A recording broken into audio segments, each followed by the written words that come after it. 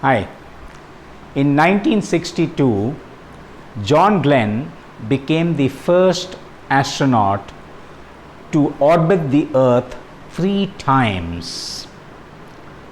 Before him, Yuri Gagarin was the first cosmonaut, the first man, in fact, to orbit the Earth once. Now, both these flights captured the entire world's imagination. Of course, John Glenn's flight was even more exciting because it was the first American who had made this flight and orbited the Earth 3 times. And American media really took this across the world.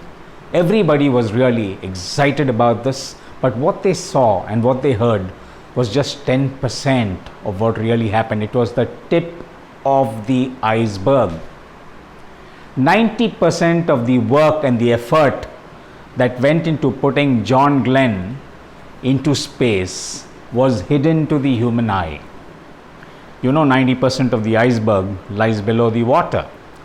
There was an entire team of human computers who actually made this possible. And what's really exciting is 3 of the very important people amongst this team were 3 African American women: Dorothy Vaughan, Mary Jackson, and Katherine Johnson.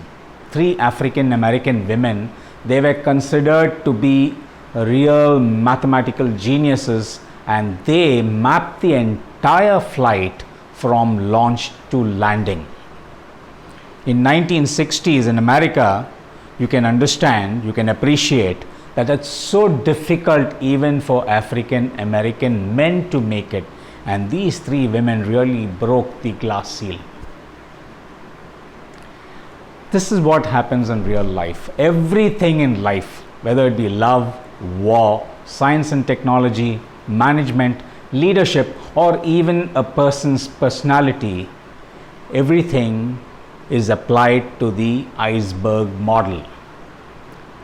What you see, what you hear, what you read, what you understand is just 10% of reality. Most of reality, most of what is not seen lies below the surface. So folks, remember to dig deep.